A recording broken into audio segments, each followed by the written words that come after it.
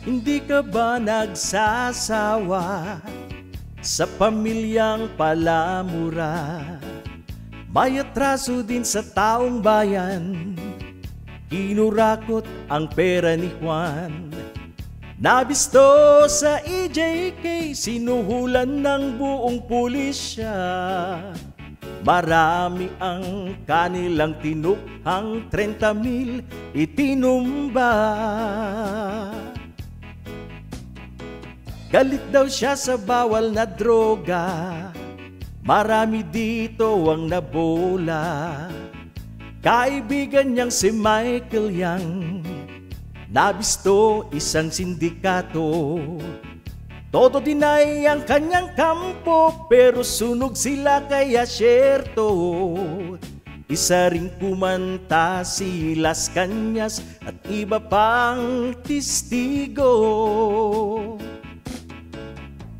Gumising na tayo sa pambababoy na to. Ating panagutin ang pamilyang manloloko. Huwag nating hayaang makabalik pa sa pwesto ang pamilyang mambubudol na nagpahirap sa mga tao. Galit daw siya sa bawal na droga, marami dito ang nabola. Kaibigan niyang si Michael Yang, nabisto isang sindikato. Todo dinay ang kanyang kampo, pero sunog sila kaya syerto. Isa ring kumanta si Las Cañas at iba pang testigo. Gumising na tayo sa pambababoy na to. Ating panagutin ang pamilyang manloloko. Huwag nating hayaang makabalik pa sa pwesto ang pamilyang mambubudol na nagpahirap sa mga tao. Gumising na tayo sa pambababoy na to. Ating panagutin ang pamilyang manloloko. Huwag nating hayaang makabalik pa sa pwesto ang pamilyang mambubudol na nagpahirap sa mga tao. Panagutin sa ICC, sigaw natin katarungan. Pamilyang mambubudol, idiretso sa kulungan.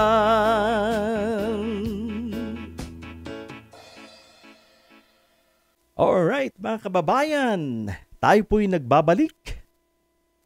Manong Ray-Ban is back. Kumusta po sa lahat? Shoutout po sa lahat ng viewers, sa lahat po ng ating mga subscribers and followers dyan. Marami pong salamat for tuning in. Alright, pag-usapan po natin ang kalagayan ng dating Pangulong Duterte. Dahil ang obserbasyon po natin sa kanya pong pagdalo sa mga hearing sa Senado at sa lower house, pansin po natin na nakikita natin, inaantok, iba-iba po yung kanya mga pinagsasabi. Although meron ding sense, pero kuminsan halo-halo po. Halo-halo, very confusing yung pinagsasabi ng dating Pangulo.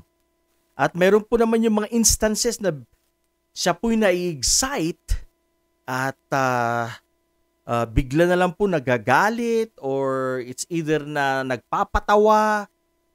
So, yan po ang ating mga obserbasyon. Parang walang consistency kung minsan yung kanyang mga sagot. Maaring yung sinabi niya, Paiba-iba. Yung sinabi niya kanina, iibahin niya, ganun. Napabalita, actually umamin po siya that he was taking fentanyl. Ito po ay isang napakalakas na opioid. Gamot po ito. Usually ginagamit po sa cancer management. At kung hindi po ako nagkakamali, inamin po niya na meron po siyang cancer. Hindi ko po alam kung anong klaseng cancer yan. At yan nga po, itong fentanyl po na ito ay pwedeng gamitin or ginagamit po sa pain managements para po sa mga may cancer. Yan.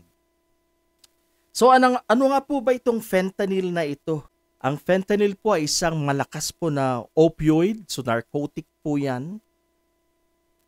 At it is 50 times more potent than morphine. Yan, malakas, 50 times more potent. Mas malakas po siya sa morphine. 100 times more potent than heroin. Nakikita po natin na talagang malakas po itong fentanyl na ito. At 75 times more potent than hydromorphone or hydromorph. Alam niyo po itong mga hydromorph, morphine, yung mga yan, malalakas po yan pero mas malakas na naman ang fentanyl. Kaya talagang grabe po talaga ang epekto nito sa isang tao. Alam niyo po itong mga gamot, meron po siya mga beneficial effects. Mayroon din po siya mga side effects. Yan. At alamin po natin ang few of side effects ito pong fentanyl na ito na sinabi niyang tinitake ng dating Pangulong Duterte. May i-relate po natin sa kanyang mga behavior na nakikita natin pag siya po ay umattend sa mga hearings. Isa po sa mga side effect ng fentanyl ay euphoria. Ito po ay intense excitement and happiness. Kaya po kung minsan, meron po yung bigla na lang siyang parang nagyayabang. Yung po mga remarks niya, yung mga pagyayabang niya, that could be from the side effect of fentanyl. Yan po. Aside from euphoria, isa ring epekto nito ay ang sedation. Yan. Isi-sedate ka niya, it will make you calm at you can be sleepy. Aside from confusion, yung pagiging drowsy, kaya makikita po natin na inaantok ang itsura niya. The epekto po yan ng fentanyl. Drowsiness. It could make you drowsy or ready to fall asleep. Inaantok ka po. At yung isa nga po dyan ay confusion. Ito po yung it will make you confused. You're unable to think clearly. Hindi ka po gaano makapag-isip na mabuti. So kung minsan pa iba-iba po yung mga sinasabi niya at ito nga po ay pagpapakita na siya po ay confused. Yan. So ito po yung mga mangilan-ngilan sa mga epekto o side effects. A few of the side effects of fentanyl. Euphoria. Alam niyo po yung euphoric siya kung minsan kung sasagot. Yung pong mga time na nagyayabang po siya, I think this falls under euphoria when he was euphoric. Extreme excitement. Yan. Tendency to become excited. Sedation. It will make you calm and posible po na antukin ka dyan when it sedates you. Confusion at drowsiness. Ito po yung mga dahilan kung bakit ganun po ang itsura na lang ng former president kung siya po ay umaattend sa mga hearing. Paiba-iba yung kanyang sinasabi. Kung minsan bigla na lang na magyayabang.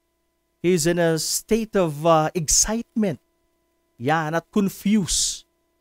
Alam niyo po, base po sa pag-aaral, ito pong fentanyl ay kung extreme use of fentanyl could also give a side effect such as hallucination. Pwede ka pong mag-hallucinate sa fentanyl. Pag sinabi pong hallucination, maaring meron kang nakikita, meron kang naaamoy, meron kang naririnig, meron kang nararamdaman. Pero ang totoo po, wala po yun. Nag-hallucinate ka lang. Epekto po ito ng gamot na opioid. Pag ginamit po sa mataas na level, ang fentanyl. So yan po, hallucination. Maaring meron kang nakikita, nararamdaman, naaamoy, meron kang naririnig. Pero ang katotohanan po, in reality, walang ganun.